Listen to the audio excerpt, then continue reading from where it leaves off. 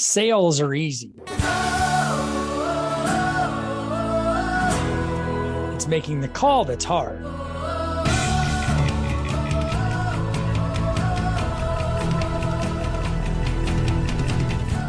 Hi, my name is Dave Gallegos. I've spent the last 25 years in the mortgage industry and a lifetime in sales. In this show, I'll bring that experience, expertise, and the experts I've met to you with actionable advice to improve your sales. It's not magic. You just make the call.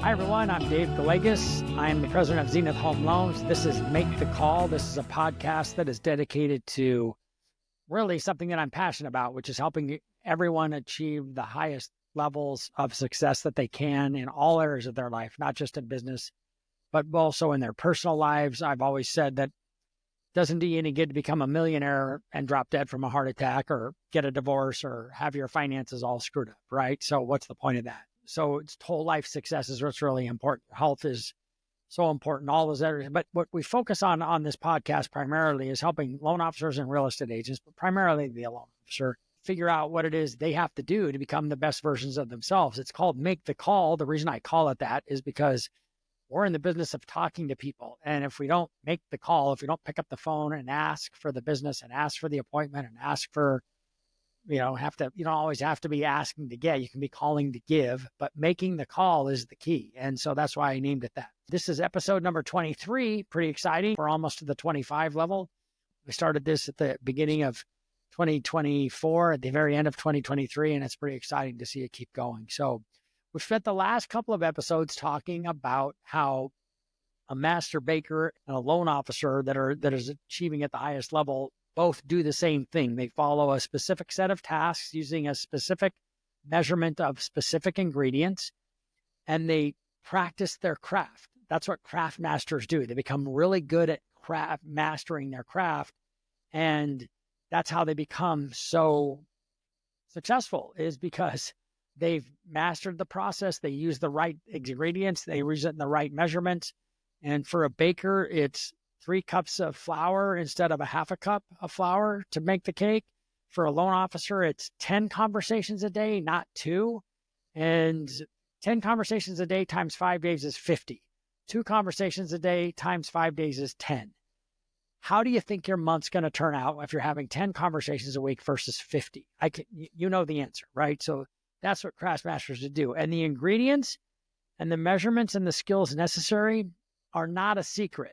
That's the cool part. Like, everybody knows what they are. Like, I talked last week that several of the most successful coaching programs in our industry advocate for 10 conversations a day, 3 face-to-face appointments every day, 5 what they call break breads, 5 coffees or meals with either referral partners, potential referral partners, or clients. That your job in this business is really simple. You should be talking to only 2 kinds of people 98% of the time: people that want to get a loan and people who can refer you to people who want to get a loan. And we've established that there are any number of outlets for you to gain the knowledge to get the recipes, right? Like the baker gets the recipe to make the cake. You need the recipe to achieve the success that you need to achieve. So lack of information is not the issue. You know what I think the issue is? I believe it's lack of commitment and lack of execution. That's the challenge for the majority of people that I've observed who struggle in this business: a lack of execution and a lack of commitment. What is the reason for that lack of commitment and lack of execution? What's behind it? You want to just keep asking why. So why is it like that in order to get down to the root cause of it? I think a big part of it is certainly your environment, your surroundings. Who are you surrounded with? And what is that environment like? Who do you associate with in your business? Who do you associate with outside your business? And then what's the leadership like at the organization that you're a part of? It's important to know this. And there was a study that came out about this. Harvard did a study on this, that if you take a top performer and you surround him with average or subpar performers, his performance will go down. He won't bring up the production of everybody else. And if you bring a low production person into an environment with a bunch of top producers, he will bring the production of those top producers down. right? So it's important to know that who you are surrounded with and who you're being influenced by have a massive impact on your performance. This is a touchy subject because, you could have really good friends. You could have really good relationships, long-standing relationships with people who maybe aren't serving you in the way that you want to be served. And a great example of this is just when it comes to your health. If you hang out with people that are unhealthy, you're probably going to be unhealthy. And most people get that because the people that are unhealthy don't eat well. They drink too much alcohol. They stay up late. They don't work out. But if you hang out with people who eat healthy, exercise, work out all the time, get plenty of sleep, get plenty of hydration, you're going to become more like them. It's the same thing in business. It's the same thing in your profession. We always laugh here at Zenith Home Loans. If you come to work at Zenith, you will get healthier because we talk about it all the time. I'm a big advocate for you I don't want you to become, like I said, I don't want you to become a millionaire and have a heart attack. That would be a waste. And so, because you weren't, working out, you weren't taking care of yourself. So it really is about whole life success. So the environment, the people that you're surrounded with have a huge impact on you. So if you're surrounded if you're a real estate agent or a loan officer, I'm going to just stay focused on that. If you're surrounded by a bunch of people with bad attitudes, if you talk to people with bad attitudes who complain about, on the loan officer side, if you complain about the interest rates, if you're surrounded by people who complain about that, or they complain about their clients, or they complain about the realtors or the financial advisors that are referring business to them, or they complain about, the operations team, this is all going to negatively impact you, and it's going to negatively impact your performance. You can't have that. You got to freaking block that out. Same thing goes with the leadership. If the leadership that you have isn't feeding you the right information, isn't feeding you uplifting, positive, affirmative information and valid information that's helping you, if they're not encouraging you, if they're not supporting you, if they're not financially supporting your growth by making the investments along with you that you need to make, then you're probably not in the right place. And that's something that you need to be aware of. And even if you like these people, it's your livelihood that's at stake. It's the livelihoods of your family. You're trying to support your families. You're going to always be influenced. It's important to know this. And you're going to always be influenced by the people that you associate with. And what's sad is it means that you have to, I don't know if this was a quote that I heard from Darren Hardy or if this was a Jim Rohn quote, but it was, when you raise the bar in your own life, you're making a decision about who you're going to leave behind. In other words, if you decide that you're going to get healthy and you're not going to be going out to happy hours all the time, you're going to go to the gym instead, and you're going to get healthy, then those relationships that you have with those people are going to go away. And that can be sad sometimes, but they're not serving you. And if it's not serving you, it's your life that's at stake, right? That's a good example of something that you need to be aware of. And that's where, like I said, it can become sensitive. It's important for you to evaluate the relationships that you have at work, at your personal life, and in your professional life, both. And the simplest way to do this is to simply ask yourself, are the people that you're surrounded by, do they live the way that you would like to live in the future? Or are they living just like you live now, and it's comfortable, even though it's not what you saw for yourself when you were younger? I think most of us had dreams of great achievement when we were very young. This is why you should read the book Psycho-Cybernetics. We all had these great dreams, but then we were programmed. We got some bad programming from teachers, from parents, from not people that weren't trying to hurt us, but people that were well-meaning, but they gave us programming. They said things, they didn't even have to be talking to us. They said things about money, about having money, about people with money. They might have told you that I had a teacher who told me I was never going to amount to anything in my life. I had some bad money programming from my parents that I've had to overcome. It's not that they didn't do that on purpose. They weren't trying to give me bad programming, but I got bad programming. My mom used to use the term filthy rich, like people that were filthy rich, like somehow they were dirty if they had a lot of money. And so that's the kind of stuff that can infect you. I didn't realize that until I read the book Psycho-Cybernetics. So that's why that's such an important book for you to read. But it's important to understand that if you're surrounded by people that aren't, you want to surround yourself with people that are where you want to be, not where you are. If you want to be greater than what you currently are, then you have to surround yourself with people that are currently greater than what you are. And that could, like I said, that can be sensitive and challenging because you're talking about relationships, but you're the only one who can decide that. And it's important to know that the longer you stay where you're at, the worse it's going to get, because the longer you stay there, the more you're going to be exposed to a negative environment that's not going to be healthy for you.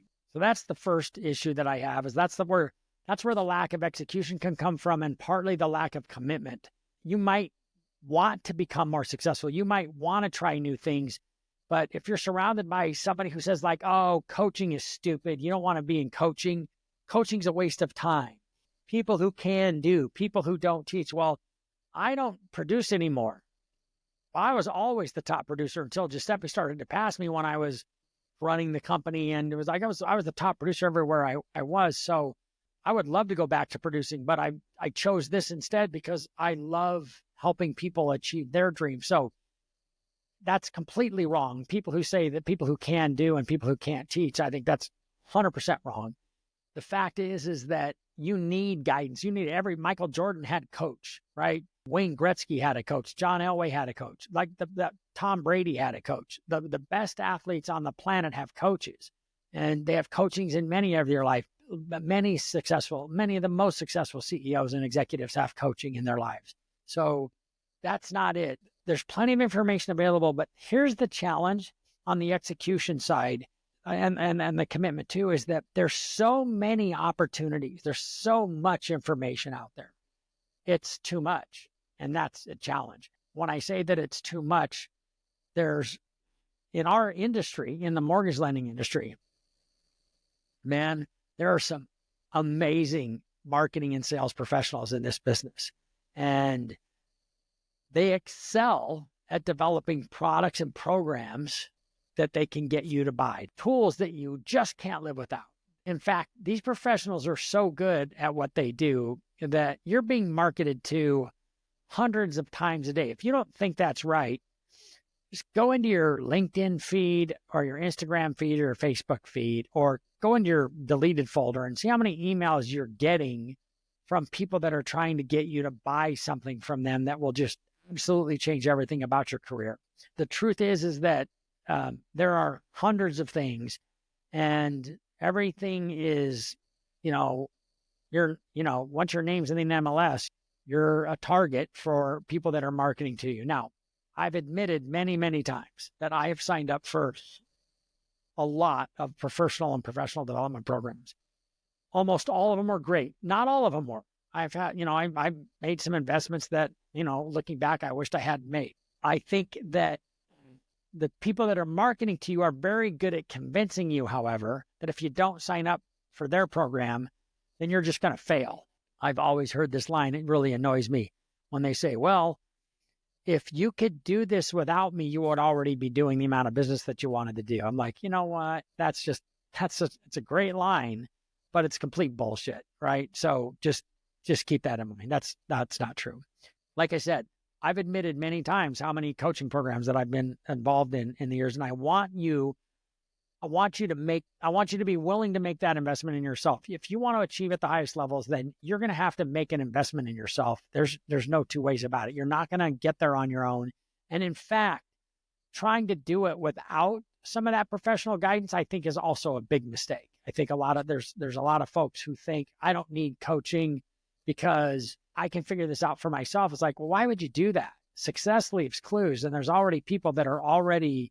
I think there's a shortcut to it's not an easy button, but there's a shortcut to figuring it out. Like, I'd rather follow the recipe for making the perfect cake than to try to figure out how to build my own perfect cake recipe, right? So that's my opinion on that. So keep that in mind.